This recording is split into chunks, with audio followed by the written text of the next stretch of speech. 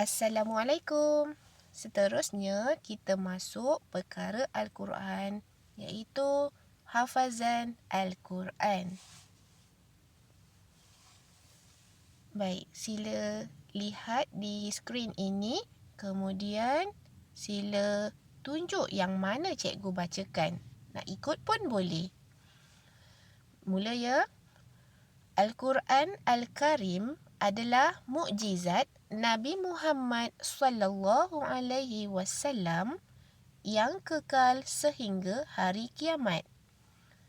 Ia merupakan kurniaan daripada Allah Ta'ala dan menjadi sumber perundangan Islam yang paling utama.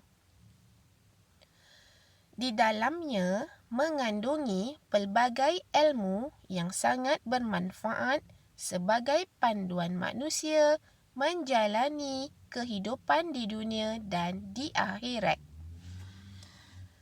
Umat Islam amat dituntut untuk membaca Al-Quran setiap hari dan baginya pahala atas setiap huruf yang dibacanya.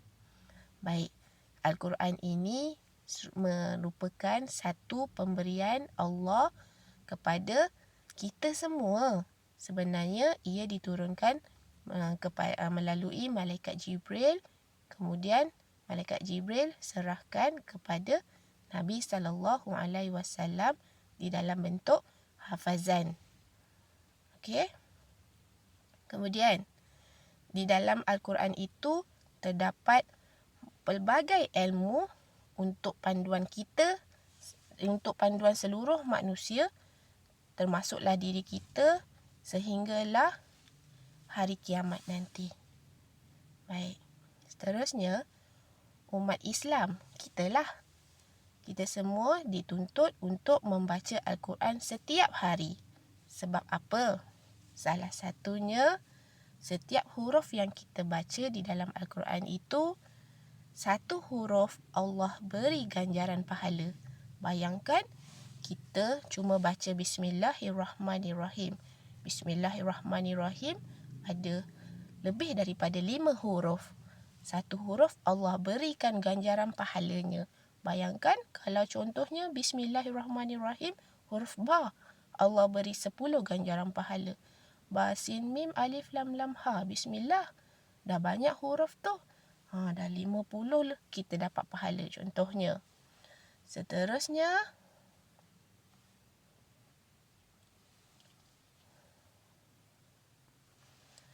baik, tengok skrin. Sebagaimana hadis Nabi Muhammad sallallahu alaihi wasallam yang diriwayatkan oleh Imam Al-Tirmizi daripada Saidina Abdullah bin Mas'ud radhiyallahu an, sesiapa yang membaca satu huruf daripada Al-Quran, maka baginya diberi satu kebaikan dan satu kebaikan itu menyamai dengan 10 pahala. Aku tidak bermaksud alif, lam, mim satu huruf, tetapi alif satu huruf, lam satu huruf dan mim satu huruf. Baru kita baca 3 huruf, bermakna dekat sini berapa kita dapat pahala? Ya, satu huruf 30, alif, lam, mim 3 huruf bersamaan 30 ganjaran pahala. Untung tak jadi umat Islam? Alhamdulillah, beruntungnya kita. Seterusnya, kepentingan menghafaz Al-Quran. Okey. Lihat dekat dalam skrin tu. Menghafaz Al-Quran adalah suatu amalan yang mulia dan terpuji. Orang yang menghafaz Al-Quran akan mendapat kedudukan yang istimewa di sisi Allah Ta'ala. Para ulama yang tersohor, kebanyakannya terdiri daripada mereka yang menguasai Al-Quran dan As-Sunnah. Inilah rahsia mereka menjadi umat yang hebat. Macam mana kita nak jadi orang yang hebat? Salah satunya hafaz Al-Quran. Sekarang ni awak masih umur berapa tahun? 8 tahun kan? 7 tahun dan 9 tahun, betul? Darjah 1, darjah 2, darjah 3. Sekurang-kurangnya hafaz surah-surah lazim seperti Al-Fatihah, surah An-Nas dan sebagainya. Ya, rajin menghafaz Al-Quran, dapat ganjaran pahala, kita disayangi Allah, orang sekeliling rasa kagum dengan kita. Kita nak macam tu kan? Makanya rajin hafal ayat Al-Quran. Macam tu. Seterusnya, hukum menghafaz Al-Quran. Hukum menghafaz Al-Quran adalah fardu kifayah ke atas umat Islam. Ini bertujuan agar keaslian dan kesucian Al-Quran sentiasa terpelihara. Ia menjadi suatu keperluan kepada umat Islam sepanjang zaman. Ya, hukum menghafaz Al-Quran adalah fardu kifayah, dituntut ke atas seluruh umat Islam. Tujuannya, kenapa kita kena hafaz Al-Quran? Supaya isi-isi kandungan ayat-ayat di dalam Al-Quran itu yang asli dan kesucian Al-Quran itu sentiasa dijaga oleh orang yang rajin menghafaz Al-Quran. Contohnya, kalau kita Al-Quran tu hilang, sekurang-kurangnya ayat-ayat di dalam Al-Quran tu ada dekat dalam kepala kita yang telah kita hafaz. Tahniah kepada mereka yang telah menghafaznya. Beruntung mereka dan juga beruntung kita. Lagi seterusnya, tujuan menghafaz Al-Quran. Kenapa kita kena menghafaz Al-Quran ni? Baik, lihat di sini. 1. Menghidupkan sunnah Rasulullah sallallahu alaihi wasallam.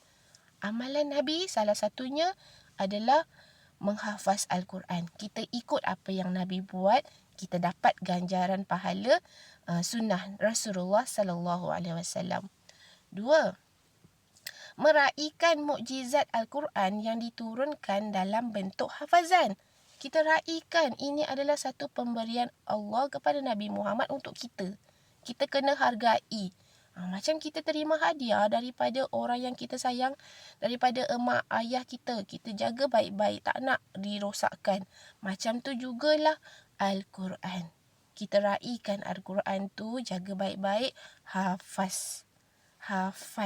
Okey? Yang ketiga, menyempurnakan tuntutan fardu kifayah kepada umat Islam. Menyempurnakan. Kita ini disuruh. Kita ini diarahkan diarahkan oleh siapa? Oleh Allah. Supaya menghafal Al-Quran tu. Jadi, kita kena sempurnakan tuntutan fardu kifayah, iaitu menghafaz ayat Al-Quran. Yang keempat, tujuan hafal Al-Quran, memelihara Al-Quran daripada kesilapan percetakan ataupun penyelewengan. Kadang-kadang ada juga orang yang mencetak ayat Al-Quran, dia tersilap. Kadang-kadang dia tertinggal satu muka surat. Ataupun ada juga orang kafir ni, mereka terlalu dengki kepada umat Islam. Mereka tukar-tukar ayat yang atas dipindahkan kat bawah, ayat yang bawah dia naikkan yang sebelah atas. Maksudnya dah lain dan sangat bahaya kalau kita terus baca tanpa menghafalnya. Kita baca je tapi sebenarnya maksudnya lain. Sebab itu pentingnya menghafaz ayat Al-Quran supaya ayat-ayat yang kita baca tu tidak salah. Okey? Baik. Itu saja. Terima kasih. Assalamualaikum.